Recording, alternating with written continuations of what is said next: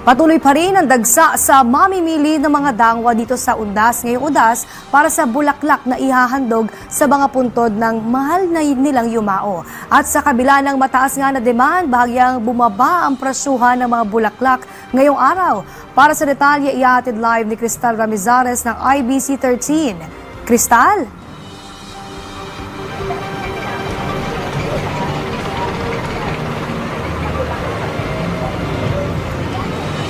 Princess, mula alas 4 pa kaninang umaga ay ilang mga pamilya ang humabol sa pagbili ng mga bulaklak para sa kanilang mga yumaong mahal sa buhay dito sa Dangwa sa Maynila.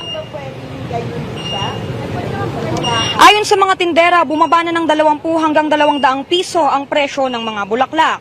Ang pinakamabenta pa rin ay ang gerbera na halos paubos na sapagkat ito'y nasa 200 to 250 pesos kada bundle. Ang carnation naman ay nasa 200 to 250 pesos ang retail, habang ang orchids ay mabibili ng 750 to 800 pesos at kapag retail naman ay nasa 250 to 400 pesos na lang kada bundle. Bumaba na rin ang presyo kada bundle ng Malaysian mums na nasa 350 to 500 pesos na lamang. Ang ibang malalaking bouquet ay karaniwang nasa 800 pesos pataas. Para naman sa mga kababayan nating nagtitipid, mayroon pa ring mga binibentang maliliit na flower arrangements na binibenta ng nasa 100 hanggang 150 pesos na lamang. Kahit mas bumaba na ang presyo ng mga bulaklak kumpara kahapon, ay namamahalan pa rin ng ilang mga mamimili ngayong araw ng Undas, gaya ni Trixie na taon-taon bumabalik sa Dangwa. Mahal pa rin kung ikukumpara mo sa off-season, 'di ba, na presyo. Kung pumupunta ka rin talaga dito ng walang okasyon. Princess, ilang tindahan pa ang nasita kanina ng Dangwa Marshals para linisin ang kanilang pwesto dahil nga sa mga nagkalat na ginupit na bulaklak at mga dahon. Inaasahan rin nilang mas dadagsa ang mga tao mamayang hapon dahil nga sa mas mababang presyo. Yan muna ang kaganapan dito sa Dangwa sa Maynila. Balik muna sa inyo dyan. Maraming salamat, Cristal Ramizares, live mula sa Dangwa. Sa oras naman na ito, alamin natin ang sitwasyon sa Bagbag Public Cemetery sa Novaliches, Quezon City, kung saan daang libo ang inaasahang bibisita ngayong Undas. At alinsunod sa kautusan ni Pangulong Ferdinand R. Marcos Jr., prioridad ang pagtitiyak sa seguridad at kaligtasan ng ating mga kababayan. Para sa detalye, makakasama natin ng live si Sean Gupo ng IBC 13. Sean, kumusta ba ang sitwasyon at volume o yung dagsa dyan ng mga tao? Princess, tuloy-tuloy pa rin nga ang pagdating ng mga tao dito sa Bagbag Public Cemetery upang gunitain ang Undas 2025 at dalawin ang kanilang mga mahal sa buhay. Simula pa nga kaninang umaga, tuloy-tuloy na ang pagpasok ng mga pamilya na dumadalaw sa kanilang mga mahal sa buhay at makikita natin dito ang maayos sa daloy ng mga tao. May ilan pa nga mga nag-aayos ng puntod, habang iba na may mga nag-aalay ng mga bulaklak at kandila. As early as 6 a.m. nga ngayong araw, nagsimula ng dumagsa ang mga bisita rito at karamihan nga yung mga pamilyang maagang pumunta upang makaiwas sa init at siksikan. Nakadeploy na rin dito ang mga tauhan mula sa QCPD Station 4, MMDA, Task Force Disiplina, BFP, QCDRMO at mayroon ding mga K9 units sa paligid. Meron ding mga 38 CCTV cameras na nakapwesto sa buong sementeryo upang mabantayan ang mga galaw ng mga tao. Meron ding mga first aid stations at ambulansya ring nakaantabay para sa mga nangangailangan ng agarang tulong medikal. Batay sa ulat, may 7 ng mga nagpa-check ng kanilang blood pressure at isang kaso ng pagkahilo mula kaninang umaga. Lahat ay agad namang nabigyan ng tulong. Sa entrance pa lang nga, mahigpit na ang pagpapatupad ng mga patakaran. Kinukumpiska ang mga bawal dalhin sa loob gaya ng alak, sigarilyo, vape, matutulis na bagay, pintura at mga speaker o videoke.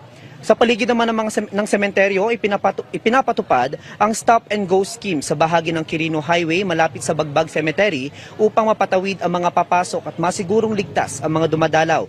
Kasama rin ang mga tauhan ng Quezon City Traffic and Transport Management Department at MMDA para tumulong sa regulasyon ng trapiko sa labas ng Bagbag Cemetery. Sa loob at labas nga, makikita ang mga nagtitinda ng bulaklak at kandila at ayon rin sa mga nagbebenta na kausap natin, ang presyo ng bulaklak ay nasa 50 pesos hanggang 120 pesos depende sa laki at klase. Habang ang kandila naman ay nagsisimula sa 10 piso hanggang 30 pesos kada piraso o balot. Princess, may mga libre rin nga pinamimigay dito sa Bagbag Public Cemetery gaya ng tubig, kape, tuna crackers at mais na nasa cup para sa lahat ng mga bumibisita.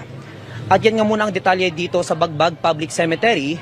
Ako si Sean Gupon ng IBC 13. Maraming salamat sa Ian Gupo, live mula sa Bagbag Public Cemetery.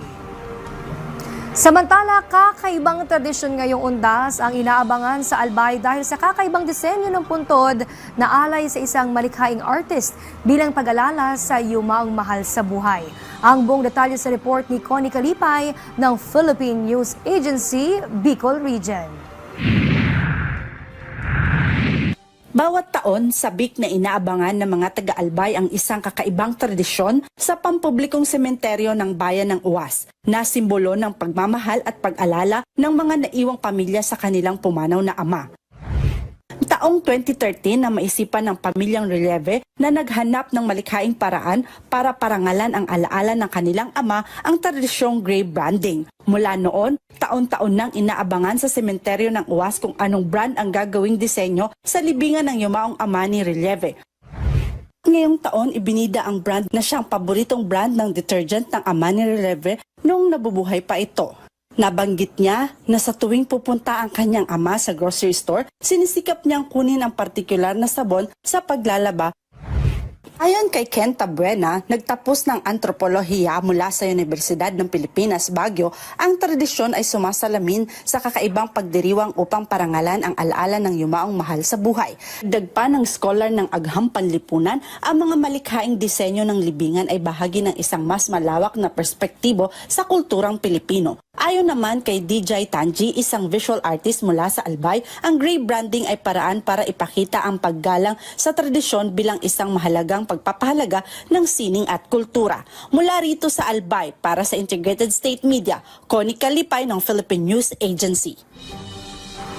At yan ang mga ulat na nakalap sa oras na ito. Abangan ang iba pang mga balita mamayang alas 10. Ako po si Princess Jordan. Muli ito ang special coverage para sa Undas 2025 ng Integrated State Media. Magandang araw.